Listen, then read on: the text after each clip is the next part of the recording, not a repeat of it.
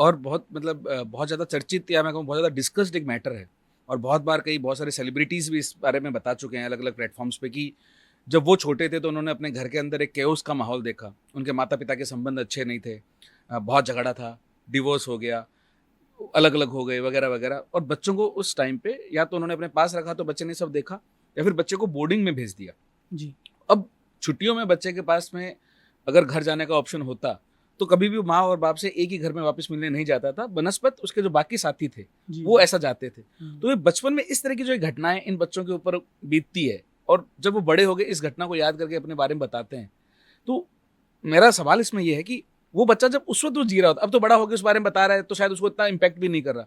But उस phase में, वो जो पूरी स्कूलिंग उसकी हुई होगी, बहुत छोटी उम्र भी होगी, तो उस फ़ेज़ में जो उसके लेसन्स हैं, उसके दिमाग में जो चीज़ें छाप छोड़ती हैं, वो उसके साथ लाइफ़ लॉन्ग किस तरह से रहती हैं, उसको कैसे टच करती हैं, कैसे उसको इम्पैक्ट डालती हैं कि वो आगे जाके कैसा इंसान बनेगा? देखिए, मैं इस सवाल को बहुत सरल वे में दर्शकों के सामने रखना चाहूँगा। एक बच्चा जब यूथ में कन्वर्ट होता है, यूथ एज में जाता है, उसमें बहुत सारे चेंजेज़ होते हैं। एक बच्चे की उम्र है लगभग 3-4 साल, उसका डेवलपमेंट एक अलग तरीके से होता है। उस समय बच्चा आत्म केंद्रित रहता है, वो अपने पर ही ध्यान देता है। 4 से लेकर के 11-12 साल तक, टीनेज से ठीक पहले का जब समय है, तो बच्चा अपने आस-पास, अपने मोहल्ले में दोस्ती करता है। लेकिन जब वो टीन एज में आ जाता है, तो वो अपने प्रति, अपनी फैमिली के प्रति और अपनी सोसाइटी के प्रति बहुत ज़्यादा सेंसिटिव हो जाता है। और तीनों स्टेजेस के अंदर उसके साथ जिस प्रकार का व्यवहार किया जाता है या वो अपने आसपास व्यवहार देखता है, वो उसके मनोमस्तिष्क पर गहरी छाप डालता है।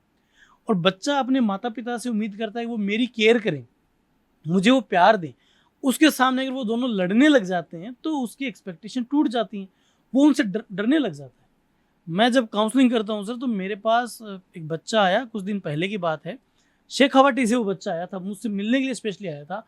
उसके घर में, और बात आप आश्चर्यजनक बात देखिए, एक जॉइंट परिवार में बच्चा था, उसके घर में बहुत लड़ाइयाँ होती थी। और बच्चा पढ़ने में इंटेलिजेंट था, लेकिन वो इतना ज़्यादा परेशान हो गया था कि मैं क्या करूँ? घर में सभी लोग लड़ते रहते हैं। तो जब इस प्रकार का माहौल बच्चा देखता है तो उसके डेवलपमेंट पे बड़ा फ़र्क पड़ता है। बच्चा इनसिक्योरिटी फ़ील करता है। अब बच्चे के मन में सपना है कि मैं पढ़ लिख करके डॉक्टर बनूँगा, उसका सपना यही था कि मैं डॉक्टर बनूँगा। अब डॉक्टर बनने के बाद मैं किसके लिए क्या करूँगा? मेरे फैमिली वाले झगड़ते हैं, मैं इनको क्या सुख दे पाऊँगा? क्या मैं डॉक्टर बन के इनका झगड़ा दूर कर पाऊँगा? या डॉक्टर बन के समाज में अगर मैं कुछ काम करूँगा तो उससे इनको क्या फ़ायदा मिलेगा? या एक रिकॉग्नाइज़ेशन वाली स्थिति क्या होगी? सही बात है। इसलिए मैं पेरेंट्स को अक्सर कहता हूँ कि आप देखिए, लड़ाई झगड़ा मनुष्य में होगा, ये बहुत कॉमन है। कॉमन। इस दुनिया में शायद कोई भी कपल ऐसा नहीं होगा जिसके बीच में झगड़ा नहीं हो। और मनोविज्ञान जो है वो हल्के-फुल्के झगड़ों को अच्छा मानता है। अच्छा। क्योंकि जीवन में 2 चीज़ें, एक तथ्य होता है, एक मूल्य होता है। एक फैक्ट होता है, एक वैल्यू होती है। कई बार 2 लोगों के बीच में फैक्ट और वैल्यूज़ नहीं मिलती और मिलने भी नहीं चाहिए। ये बहुत अच्छी बात भी है। हल्का-फुल्का झगड़ा है, भारी झगड़ा है, मनमुटाव है, वो बच्चे के सामने मत करिए आप। ओके।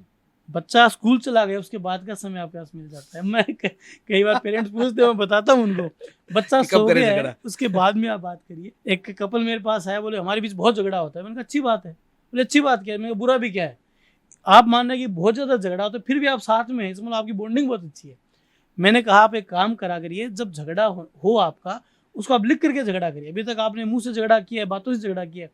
मेरी बात मान करके आप लिख करके झगड़ा करिए।